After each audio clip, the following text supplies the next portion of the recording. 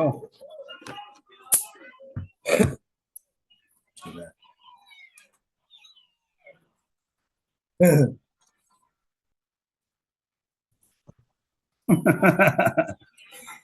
You hear us? We're just jamming to some of your stuff there. The Floyd Rose stuff. Can you hear me? Yeah, I can hear you. Can you hear me? Yeah. Can you hear you? Can you hear you? Yeah. How you guys doing? Good. Great. How was the show? You go ahead. It's just kind of hard to put into words how cool it was. Right. Like it was unbelievable. What show are you guys talking about? Paul Gilbert. Oh yeah. Yeah. Paul Gilbert is a guitar master. He's mastered the guitar 100%. Oh yeah. That's the best way I can describe it. But, So are you, kind of? I mean, no, dude, I'm nowhere even close. Yeah. You're well on your way. You're well on your way. Give it a few years. Well, I appreciate you guys. No Yeah, problem. this is my dad. How you doing? How you doing? Doing great. Doing great. So when did this little youngster here start annoying you with music and stuff? Well, I don't know if Bo's told you, but he's got several older siblings. Oh, okay. And I play guitar, not like he does. I play. He's amazing. Yeah, I just really enjoy music, especially rock and roll. So I kind of taught myself how to play as a teenager. Was in a couple of bands, but was never any good. Right on. I learned every song by memorization and the hard way. Right. Like I've got zero talent for it. Right. Okay. And of each of his older siblings, I wanted them to be a musician, and I put an instrument in their hands, try to get them to catch on, just to play. And nobody was interested. And Bo really wasn't that interested either as a small kid. Right. But I guess during the COVID pandemic, he found an old keyboard in the closet and asked me to put batteries in it. And I did. Then I came home from work after one day and he was, Twinkle Little Star, that kind of stuff. Came the next day, he was just a little bit better. And I'm not exaggerating. About 5 days in, he was playing the Beverly Hills Cop theme song. Wow, Axel F. Axel F. Yeah. Wow. Well, I knew then. I was like, okay, you're a little different than I am. You're actually musical. Right. So are you saying you really only got into serious playing since like COVID for a few years now? Yes, I used to be a piano player. And leaps and bounds, man. This is my friend Vincent Volt, by the way. How you doing, man? I would have thought you were like playing hard for about 10 years at least to get like that. You got some talent, man. You got some chops for sure. Thank you, man. Yeah, I'm playing guitar seriously. I tried to play when I was little. I never really got into it. And then during COVID, I started learning piano, self-teaching myself that. And then I started getting more into like metal and rock. And I was like, I got to become an active player. So, now, I will take credit for that. That's awesome. That's a good dad right there. For sure. I put some monsters in front of him to listen to, but he caught on pretty quick. That's cool. Cool, man. Yeah, I was just checking out some videos. Great, dude. So I like how you're pretty original about it too, like with your dives and stuff at odd moments, I guess you would say, and you kind of put them in there on your scales too to make it like a wobbly, cool scale and stuff like that. And you got a lot of control over that thing, And yeah, a big influence for my like whammy bar usage is Alexi Laiho, Children of Bodom, and Dimebag. Oh yeah, heck yeah. Children of Bodom. Yeah, that's just trying to sound like the greats, if you know what I mean. But I wanted to get him lessons a few different times when I saw he had a high aptitude for it, but I always hesitated because, as a music fan and specifically a guitar fan, I kind of knew I kind of had a little bit of an ear for the individuality of the players. Right. And he caught on so quick that I said, I really don't want to get you in a structured program too early. Could limit the creativity. Just figure it out and just see what you can do. And then if you need help, we'll get help. But just kind of figure it out on your own, and it does kind of produce Oh yeah. a little bit of a unique sound with the More different, unique, yeah. just If the it way gets he holds the railroaded pitch. into their style, it might not be as unique. So yeah, it's a good idea. So did great. Yeah. With that does come some flaws though. Like my technique is a little whack, but it's been help. I mean, it's got me through my playing so far. So I don't know. I blinked when you were on that reel of you doing Sweet Home Alabama, like Eddie was playing it, and I blinked and it was like Eddie was in the room there, and it like threw me off like 100%. I'm like, what the? He's like the Rich Little of guitar players. Rich Little was this guy who's an impressionist back in the '70s and shit, and he can impersonate anybody. And you're like that on your guitar a lot. You mimic people great, for sure, with your own style in it too. Own style. But Hey, Lat, and I just want to. You asked Bo earlier about the Paul Gilbert show. First off, thank you for introducing Bo to Timmer. Hey, And Timmer's a cool guy. Timmer, I didn't do my research until after the show. Okay, but he's a big deal. he's a big deal. He's a big deal. He is.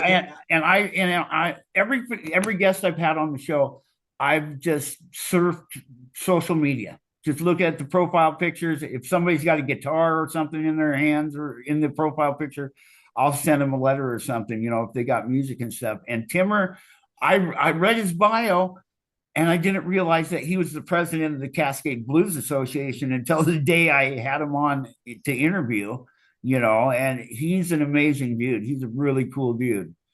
Yeah. He's a monster. He's a monster of a player too. I bet he is. I know he looks like it.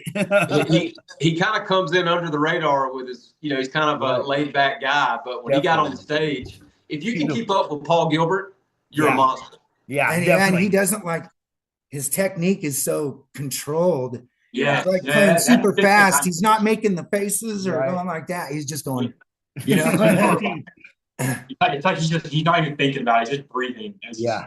Right.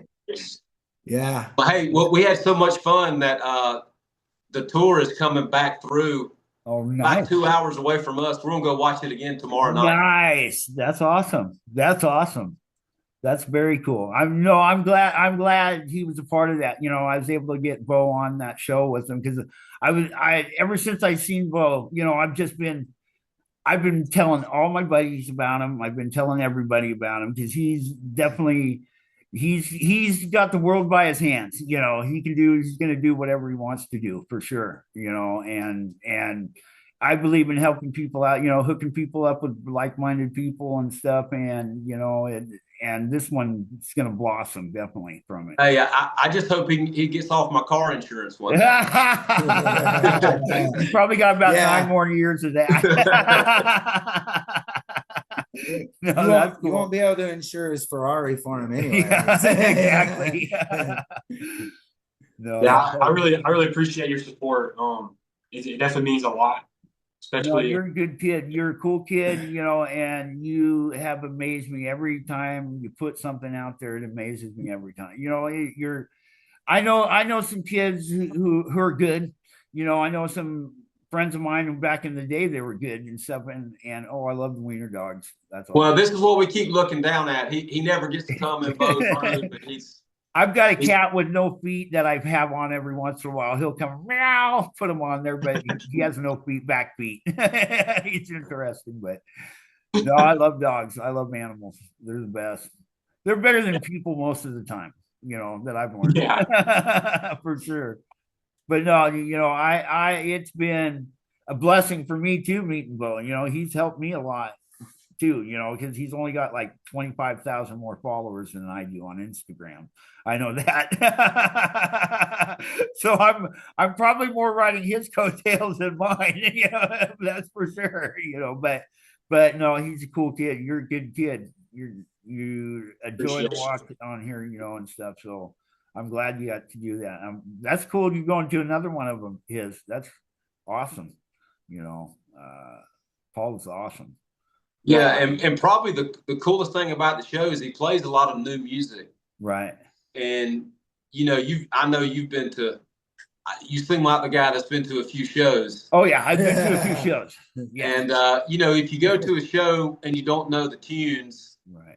It's not as much fun. Right. But that's not the case with Paul Gilbert. I was mesmerized the whole hour and a half hour and 45 minutes that he played. It didn't matter what he was playing. I was just kind of in a trance. Yeah. Just kind of bobbing in a trance. I've been watching his videos where he's playing Dio songs. And Vince brought it up to me that he's playing the vocal line on that, and I was going, oh, he is, that's cool, Yeah, he played "Don't Talk to Strangers" the other night. It was. Oh, I bet that was cool. Probably my favorite tune of the whole night. Right on. That's cool. That's way cool. So, what was I gonna say? I was gonna say something.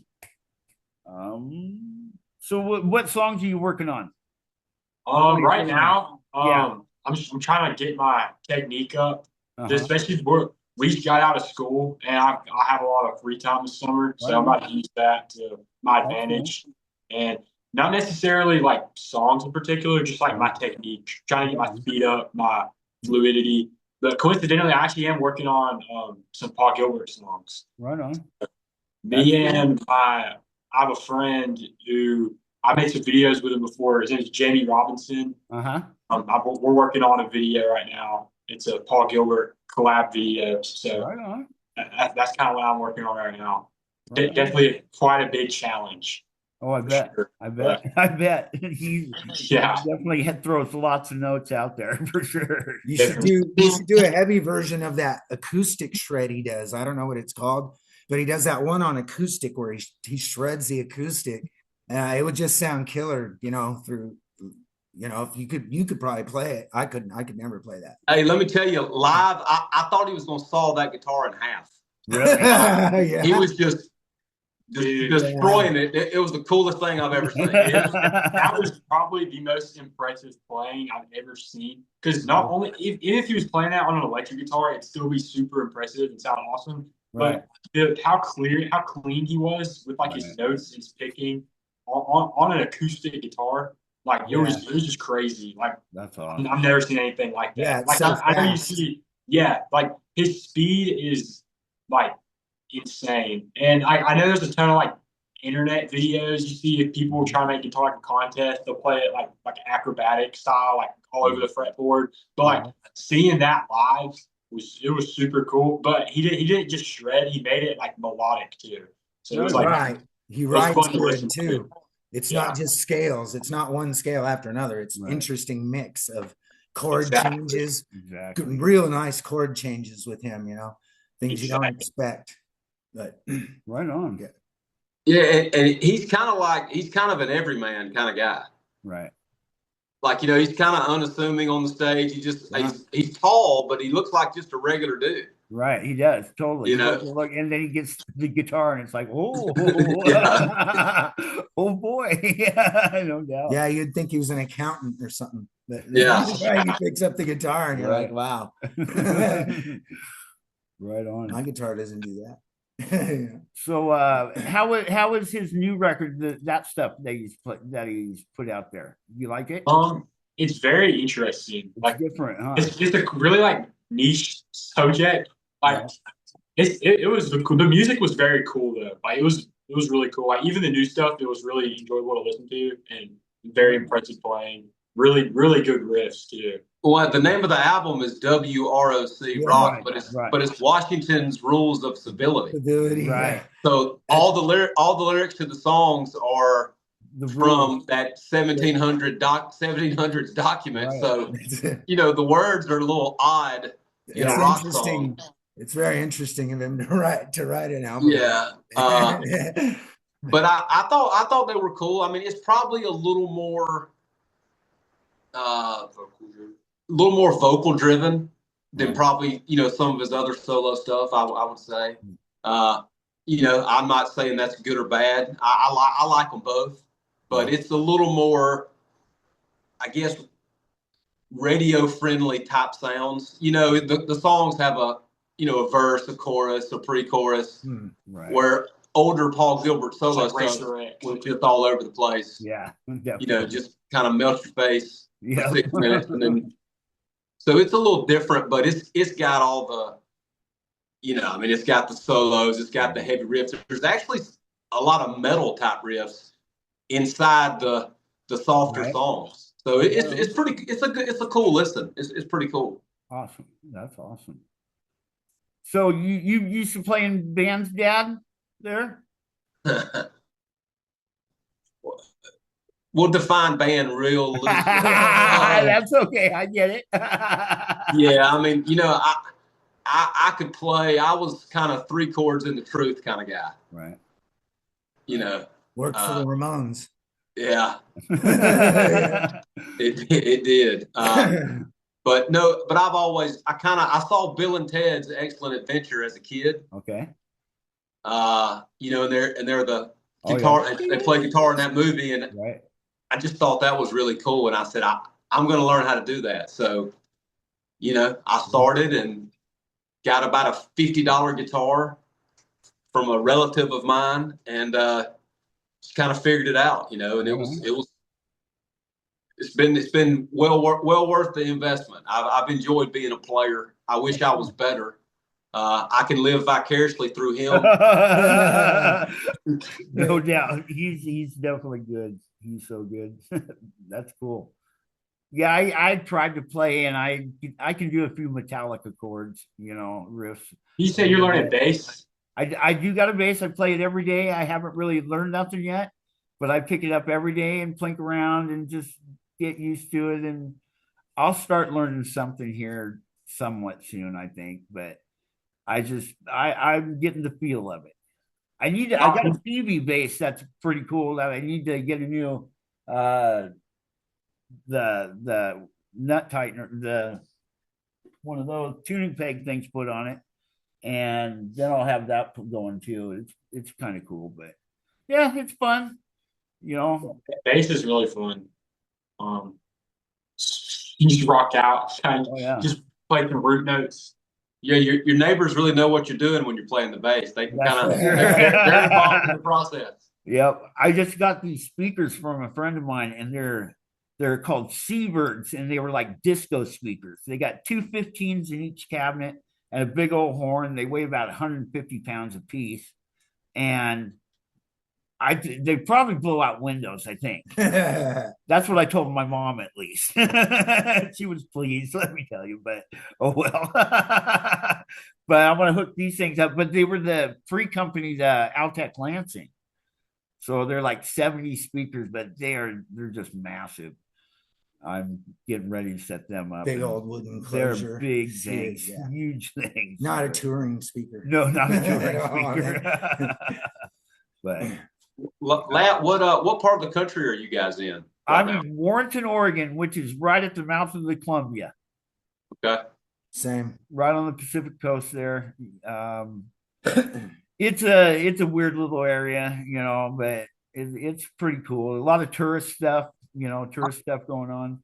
How close is that to where they film the Goonies? Oh, you want to see something? Like a 10-minute drive. Really? Yeah. Yeah, that's Astoria. Yeah. That's the next town over. Right there. Okay. Yeah. I don't know if you can 5 minutes we're in Astoria from here. Yeah. From his house. Yeah. Lad, I couldn't see what you were trying to show me. It was the Goonies shirt. I got a Goonies shirt on. Goonies, Oregon Ducks, and Kiss. That's where it's at for me. So, but yeah, I made all my kids watch that about 100 times. So right on. We know that we can quote that movie. My stepmom, at the very beginning of it, that little 4-wheel drive race on the beach, my stepmom was driving one of those 4-wheel drives out there during it for No way. Yeah. Cool, man. I used to house sit the Goonie house back in like the early 2000s. This guy, this old, I don't know, he was some old cokehead type dude from, you know, he was just a weirdo, but he owned it. And I'd go watch it for when he went out of town and stuff. And it was a weird house. Everybody just clamoring to, you know, to check it out and stuff. But it was pretty neat. It was pretty cool. But yeah, that's a tourist attraction. Definitely a tourist attraction the house. for sure. one guy who owned it, he put a tarp over the whole thing for a while, keep people out. But that's Well, all it's only a matter of time before they try to remake it and just right. completely botch, and they'll probably botch that. But They will. I'm sure they will for sure. Yeah, but Is Corey Feldman an influence on your guitar playing? Definitely, he's the biggest influence. Pretty funny. He admits that's a joke. People take it seriously. Like Yeah. like if he's trying to be good, right. he's just making a joke when he gets out there. People are like, dude, he can't play. They get all upset. It's like, yeah, no shit. That's why he's doing it. I mean, he's really not like he has technique. Like, he's really not like that. He's really not that bad. It's not horrible. Yeah. But yeah, the solos are funny because he goes, it does his mouth like he's doing Harry King solos. Yeah. yeah. But maybe he's just a studio player. Yeah, there you go. That could be. But so when you say you're working on technique, like what's bad about your technique? Like your runs or too much pick motion, your pick hand? It's my picking hand. It's always just been pretty slow. Like, I've always had a faster left hand than right hand. That's why I do a lot of sweep picking and like a lot of like legato stuff. Just because like my right hand's just kind of slow. So I'm trying to build up my alternate picking speed. Right on. What is it? You're picking too far every pick, or what do you think? I don't really know what it is, but I'm trying to work on it. I don't know. I'm pretty sure it's just like what I never really had lessons when I was little, and it's just like how I adapted to it. But there's some like ways I found around it. Like, I can do like the Eddie Van Halen tremolo picking with like your forearm instead of your wrist. But yeah, I'm gonna try to get that down this summer so I don't have to cheat and use legato. You know what I mean? Like, on a lot of runs, instead of alternate picking, I'll just legato the piss out of it. But I mean, it gets the notes in, but you just sometimes it doesn't have the tap same. you pick once and do 4 notes and Yeah. everything. Yeah. Yeah, I think part of that is your brain too. Like, when you're playing, you can only play as fast as your brain can process. Right. True. Right. You know, and you got to kind of get your brain up to speed. Sometimes that's a hindrance with speed. Is just how fast you can hear the notes and think through to the next note. Yep. Fastest guy I ever seen was Roy Clark. He was Roy Clark. He was the fastest guy I've ever seen play guitar. I showed Bo a video of his just 2 nights ago. He smokes on the guitar. Country guy playing the bluegrass. Yeah. Did But that guy can play any instrument. What's that? Did you see Roy Clark live? Yeah. I saw him at the Oregon State Fair when I was like 12 or 13, and he was amazing. He probably played like 10 different instruments just on the stage that day, you know, and I know he knows how to play more. He knew how to play more than that. You know, he was an amazing dude. Super good. He's probably the best guitarist of that era, definitely. Yeah. He was really good. Yeah. Really good. He's really good in today's standards, which really that said something. Not very many people could smoke him today, even you know, for sure. Yeah, I was raised on, my grandpa watched Hee Haw a lot, so I like that old honky tonk country. I'm not much into the new country; it's more poppy than anything. But that old honky tonk stuff is good stuff. Yeah. But so you're sponsored by Dean and by Floyd Rose? Yes. So Floyd Rose, they sent me some stuff to like upgrade my Floyd, but I'll make videos with their page and they'll feature me on their page sometimes. Awesome, dude. But yeah, it's been cool. I've been a big fan of Floyd Rose ever since I started playing metal. Ever since I started learning Pantera, I've always been like, I need to get a Floyd Rose. So I'm a big Floyd Rose endorser. I'll always endorse Floyd Rose. So killer. That very big part of my playing. Man, your name gets out there like that for sure. I bet every shredder around knows your name already. You're only 16. They're getting there. Hopefully. It's just cool to talk to some of those guys at some of those companies that have I bet I had the privilege of having. I masquerade as his manager sometimes on we'll call them sponsorship deals. Right. I'll come on. This is his manager. Yeah. How are you? Well, You that do is seem like you'd make a pretty good when manager. I You're first knowledgeable started. about a lot of the music, and seem like a cool guy. So But it's been pretty cool getting to know some of those guys at those companies that have been around for a long time, and just yeah, kind of listening to a few stories. I know there was one guy that Ricky Hughes. that it might have been the Floyd Rose guy, but he's kind of the guy where kind of the artist relations guy where if you're a player Mhm. on tour and something goes wrong, or you need something, he's kind of the guy that they send out to you if you're one of their big guys. Right. Right. He's kind of the guy they send out to you that you know you, kind of your, I don't want to say a mechanic, but he sounded like he was kind of a luthier where he could come in and just fix it up, get it right, That's do whatever he needs to do. Oh, And wow. he had done that with a lot of pretty big names over the years. So it was pretty cool to, as a music fan myself, it's pretty awesome to hear stories about guys that put a Floyd Rose on Eddie Van Halen's guitar. I mean, Yeah. that's pretty cool. I know. I saw it, but I saw Eddie Van Halen with Alice in Chains back in like '92. And Eddie comes out and plays Man in the Box with Jerry Cantrell for like 20 minutes. It was like all of a sudden there's this bigger Man in the Box sound than Jerry's. I was going like, it was pretty awesome. Yeah, that's Eddie or Van Halen with the Alice in Chains, dude. That's a freaking awesome show. I think that was like 1992, I think. Yeah, Something like that. golly. Oh, it was a good show. It was a pretty good show, definitely. Yeah, I heard Jerry Cantrell do an interview about that tour, and he was talking about how when Eddie played through his rig, he sounded like Eddie Van Halen, and when he played through Eddie's rig, and he sounded like Jerry Cantrell. Right. So he was basically saying, "Hey, it's all in the fingers, man." Oh yeah, yeah. Yeah, It was it's pretty all cool. style. But they played for like 20 minutes together out there. It was just crazy. It was really cool.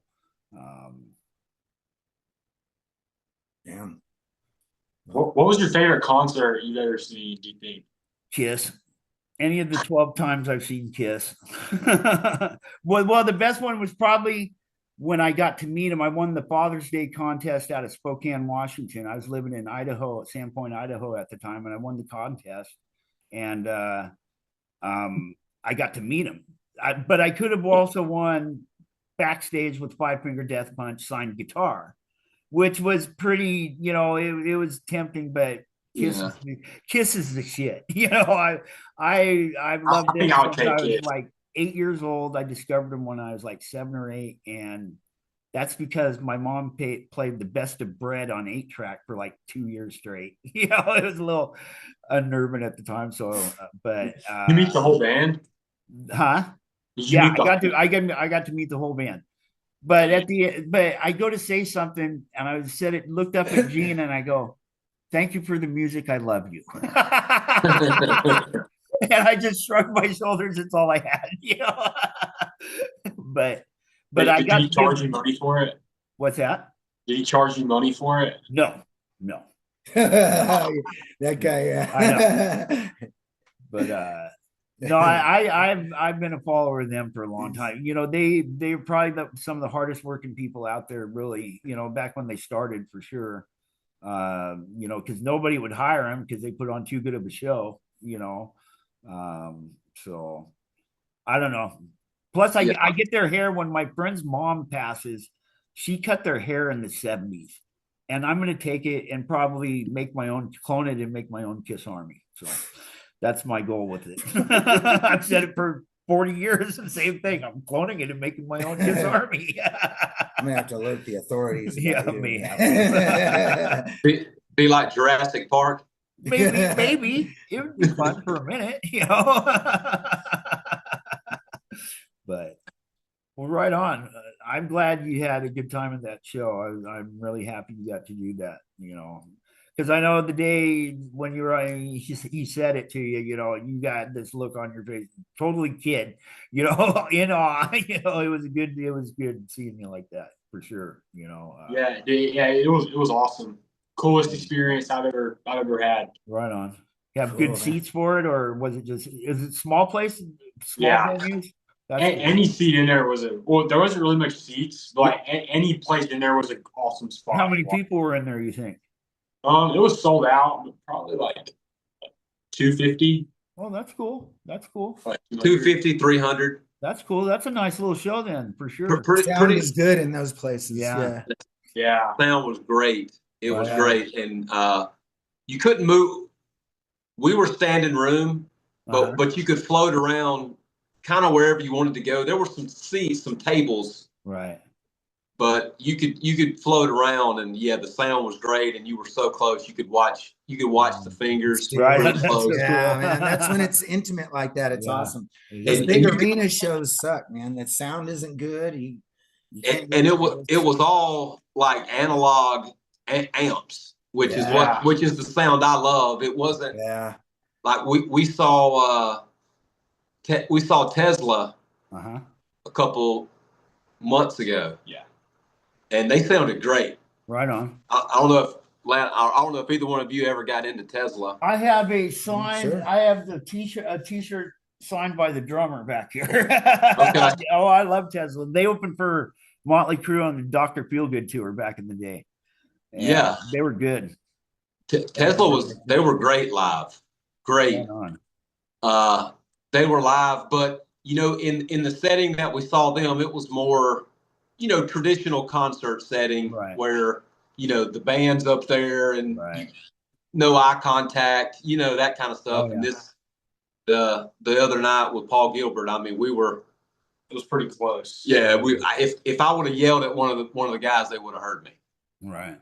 Wow. Yeah. I didn't yell free bird or anything, but Free bird.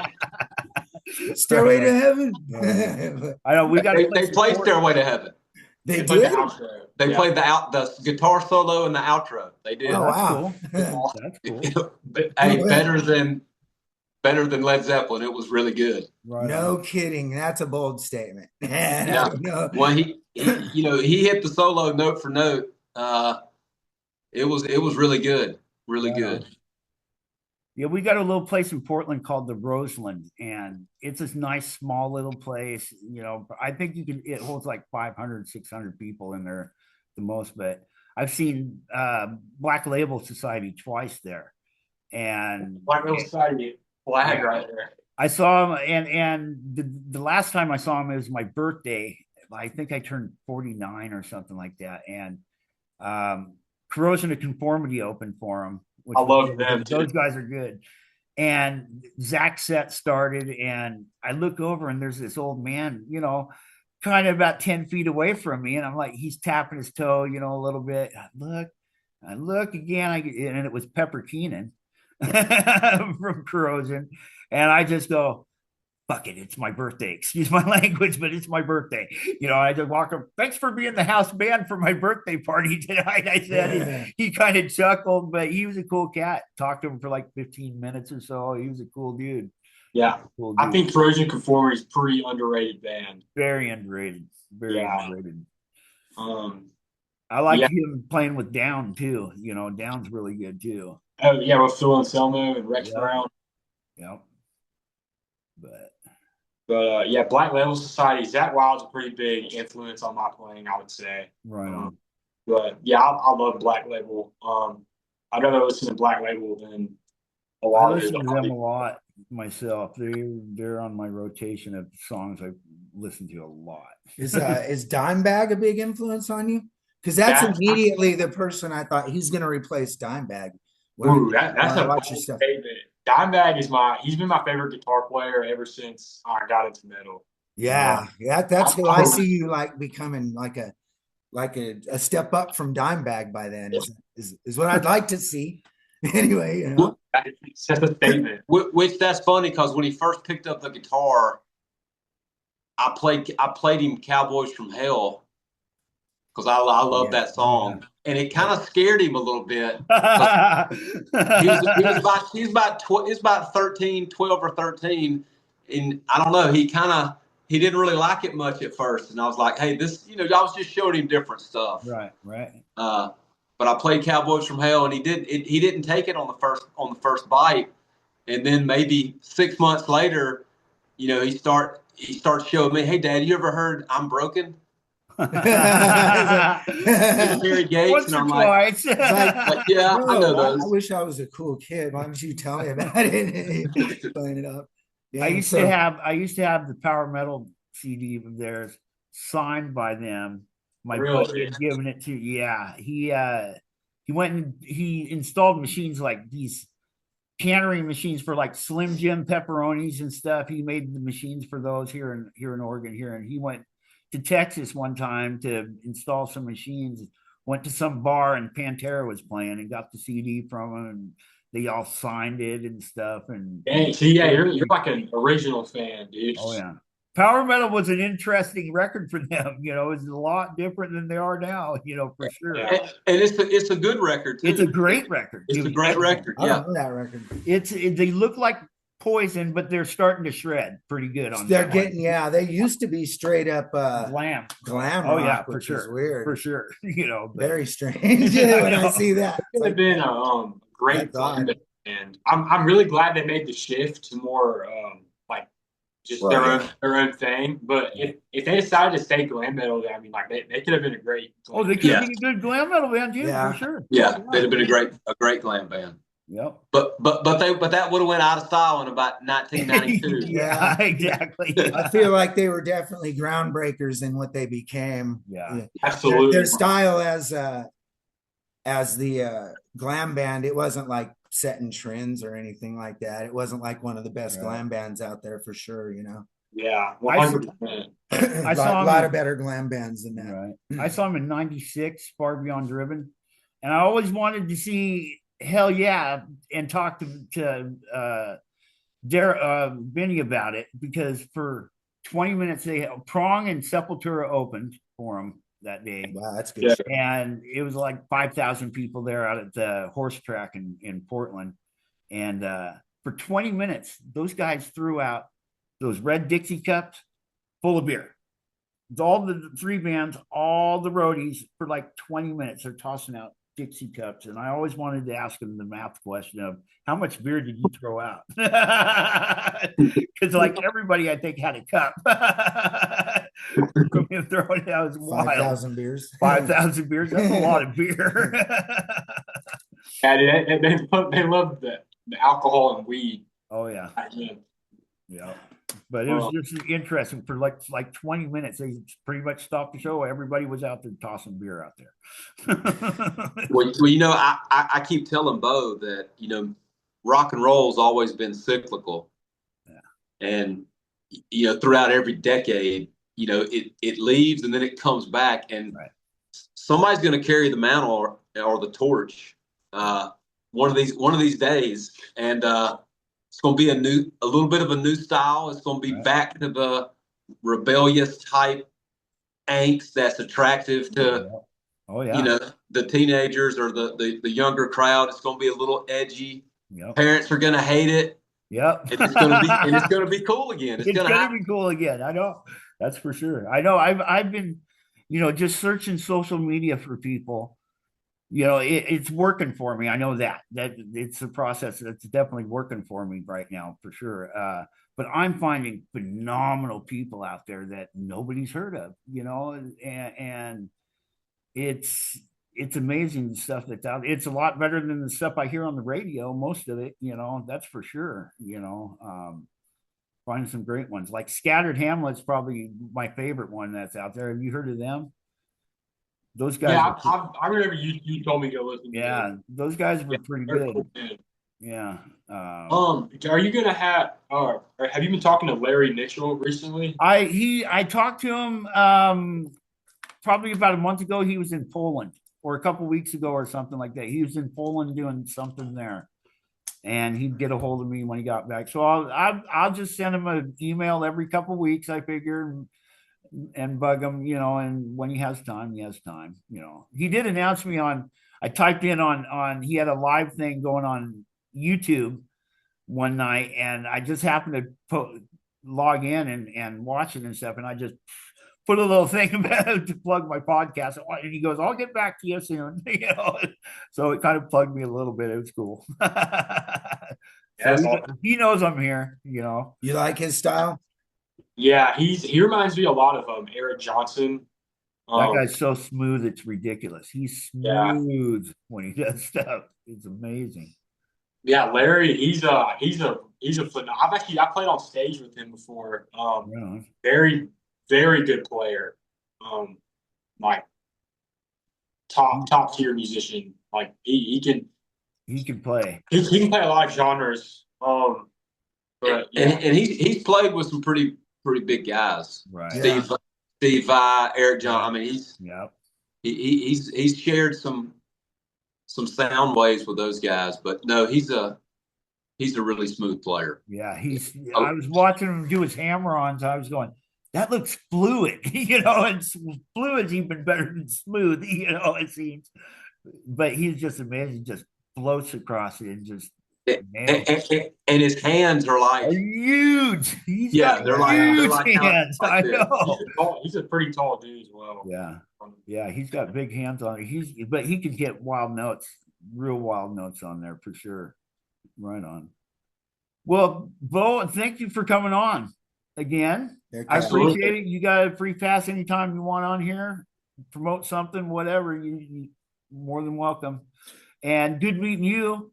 Pops, you got a good kid. You got a good kid there. Yeah, I'm proud of him. I tell you, it's been his older brothers. They were all sports crazy. And football, baseball, just playing sports their whole lives. So having a music kid has been a nice transition because I'm tired of sports. Right. I'm ready to do something else. So do you have any record contracts lined up? Anybody approaching you? Not currently, no. You probably don't need one anyway. The way your name is getting out there, you could probably just do it yourself. I appreciate you. But I'm open to them. Like if I was approached, I would I'd be curious about it. Listen to it. Right now. Heck yeah. Listen to what they say, but heck yeah, man. Seems great, man. Seems like you got it going. Yeah, it's unstoppable at this point. Thank you. So yeah, best of luck. It's cool to watch you on there, definitely. But I appreciate you guys coming on, and I'm sure we'll talk again, but I appreciate you coming on. Thanks, guys. Appreciate you. Y'all have a good night. You too. Have a good one. That's pretty good. Yeah, that was good interview.